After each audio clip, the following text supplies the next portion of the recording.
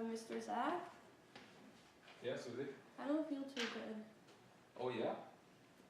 Aren't you diabetic? Yeah, I Oh, yeah. So have you checked your blood sugar level? haven't, no. Oh, okay. So probably I will have to get you to the school nurse, and then we can see, we can measure your blood sugar and see how you're doing. Okay? Okay. My head hurts.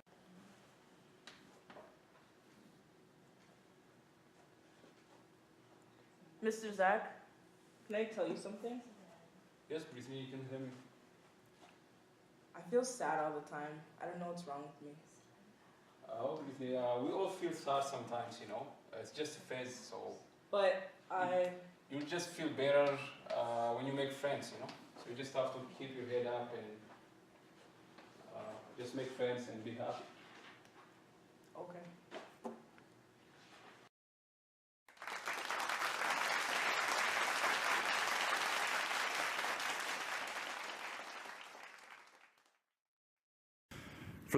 For a long time in my life, I felt like I've been living two different lives. There's the life that everyone sees, and then there's the life that only I see. And in the life that everyone sees, who I am is a friend, a son, a brother, a stand-up comedian, and a teenager. That's the life everyone sees. If you were asked my friends and family to describe me, that's what they would tell you.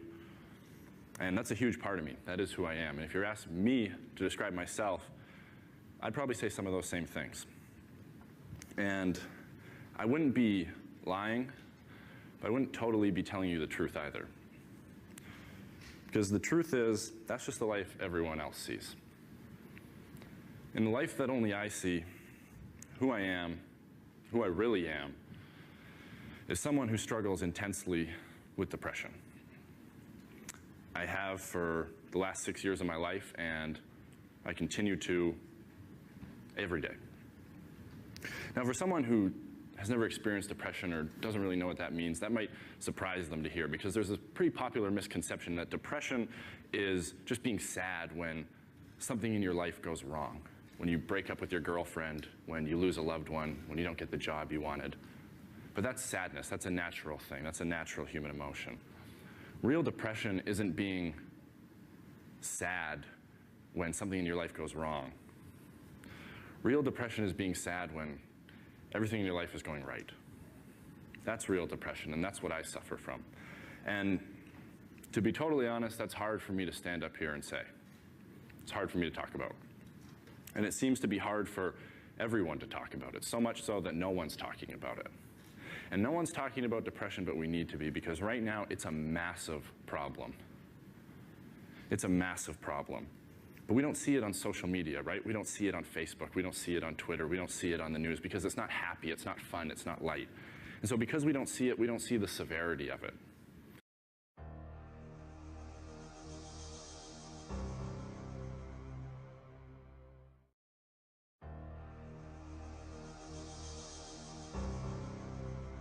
So one thing is that if you start purely from a culture point of view, the mental health issues are not well accepted or recognized in the community. That definitely is a fact, and there's a significant denial that somebody in the family, a child or an elder person, has those kind of issues. Now, what are the reasons? There are multiple. One, back home, if we look at from India or Pakistan, the mental health, the concept of mental health is kind of non-existent. It is only very recently people have started talking more openly. Before that, anybody had any issues with the mental health, he or she would be considered that he is insane or he's like mentally, and there'll be a total isolation for that person, assuming that he's mad. Like, that's the general. So people don't even talk about, or even if there are issues, nobody wants to go to a doctor or do anything. So I think one of the responsibility on the government is to make our mental health treatment system more humane, because I believe at this point, the way our system is also treating these individuals with mental health issues is is very inhumane, and how they are treated by the system, that is one of the contributing factors for communities not accessing these services. So I think in this case, to me, more than just saying that there's any inequity, I would say that it's the community is not ready. A lot of communities are not ready, and so first the system should improve. First of all, as I said, the system should improve, and it should have a lot more openness where people are willing to explore that what it is, how it can benefit, and then you can talk about inequities and everything else and why certain communities are not availing it. I believe at this point it's a lot more deliberate that they don't want to avail these services based on what they know about the system or how it's presented. So I think that's what I will say at this point.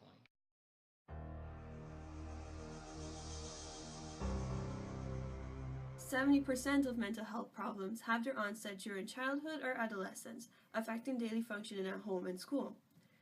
It is important to distinguish and address the diagnosis of mental health issues or behavioral issues within this aggregate group. Teachers and parents could potentially lack the knowledge of identifying mental health issues as they present in children. For instance, within the aggregate of middle-aged school children, the prevalence of manifestations could present as disruptive behavior rather than the underlying symptoms of. Okay, so let's elaborate more on the challenges presented within a school setting. Uneducated teachers may send children to the office when behavioral problems present as anger issues, attention-seeking behaviors, or hyperactivity behavior. A child lashing out may be labeled as having behavioral issues, when in reality, they're just displaying aggression in relation to depressed feelings. What is misunderstood is children have different ways of coping with certain situations and display feelings differently than adults. The fact that there is a lack of resources, awareness, and support regarding children with underlying symptoms of mental illness can lead to potential mistreatment. An issue we have noticed within our aggregate group is that there is a single guidance counselor shared among several schools, limiting children's access to educated professionals able in identifying mental health. Students seek a consistent individual to confide in, but because they don't have this, they are resorting back to the incompetent professionals. A solution would be to refer teachers and parents to seminars that would educate them on recognizing the symptoms of mental illness and what they could do about it. As a result, early detection can help treat the negative behaviors of children and get them the support they need.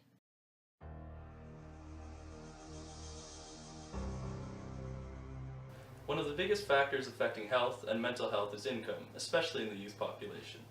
Income dictates what we can eat, where we go to school, and where we play. In the 2001 Canadian census, people in high-income areas generally rated their health as very good or excellent and had more time for leisure activities.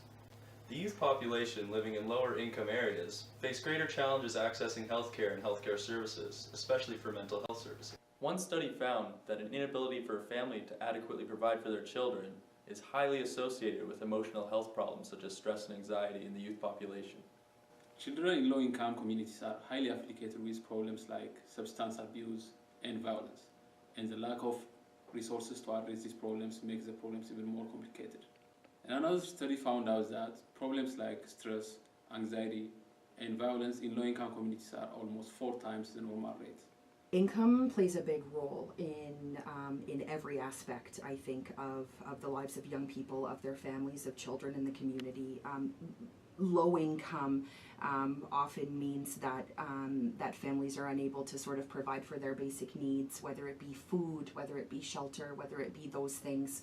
And so what happens, or what could happen, you know, with low income is that young people seek out other ways to get funds, to make money, to meet their needs.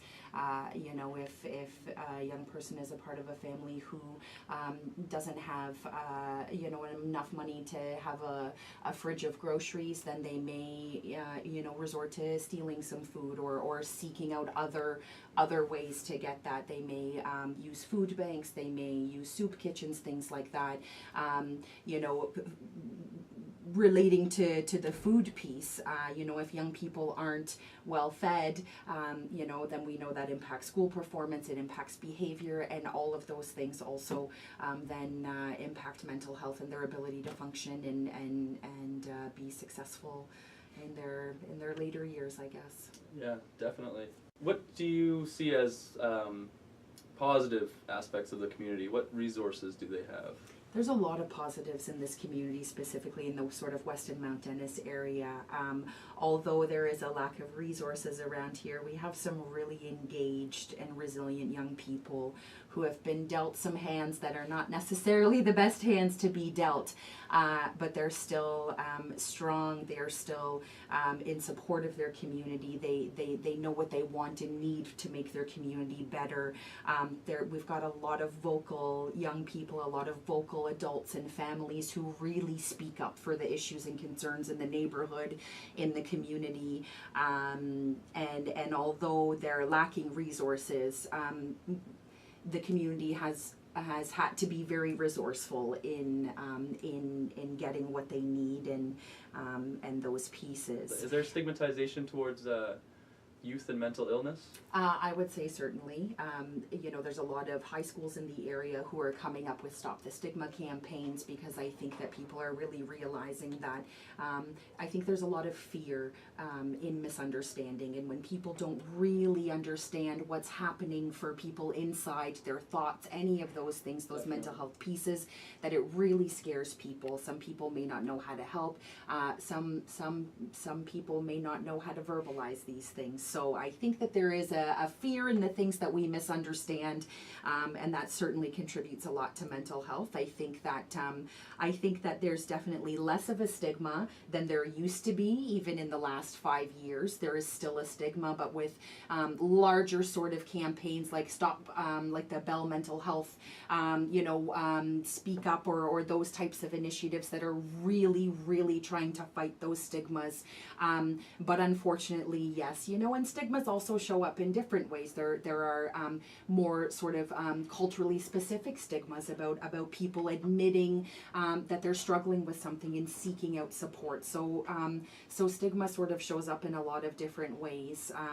It's still out there, and there's still a lot of work to do, but that's not to discount the hard work that has been done to sort of stop the stigma for young people in creating them as leaders in their communities and speaking to their peers about that sort of stuff. So yes, there is, but I think that it's less than there used to be, and I think that we're taking the right steps to sort of diminish or to help others to understand a little bit better. Okay, so definitely moving in the right direction. I think so, yeah, for sure.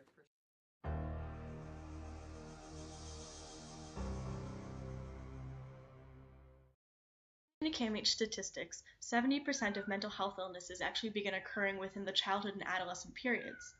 That being said, it is important for clients to have these social support networks available so that they can have a better chance at gaining a full recovery or to a higher quality of life if that's not possible. The reason that it's important that we have these social support networks available to these clients is due to the interdependent nature of the social determinants of health. That being said, what we would like to do is we would like to change to create public policy in order to have the resources available to create these social support networks. The social environment is a determinant of health that is very important for the school-aged kids' mental development. School-aged children are at an age where they are developing life skills necessary for the rest of their lives, such as coping strategies and social interactions. So it's very important that their environment is supportive of that development. So at this school for developmentally delayed kids, both the social and the physical environment are crafted to suit the needs of children with mental health issues, such as developmental delays, aggression, and learning disabilities. So for an example of this is that we have a very high staff to student ratio at this school, which means that all the kids have maximal interaction with their mentors, such as their teachers and the support staff that are here. And this helps the support staff develop strong bonds with the kids, and it helps them learn what are troubling them, and this is crucial in identifying issues such as depression, anxiety, and the root of it before it develops into adulthood. The staff here are really great because they're always available to talk. They're very friendly, and they're very educated and experienced in how to deal with children with everything from autism to aggression to Down syndrome. And this helps because when the kids do have an issue related to their mental disability, the staff here know how to handle that.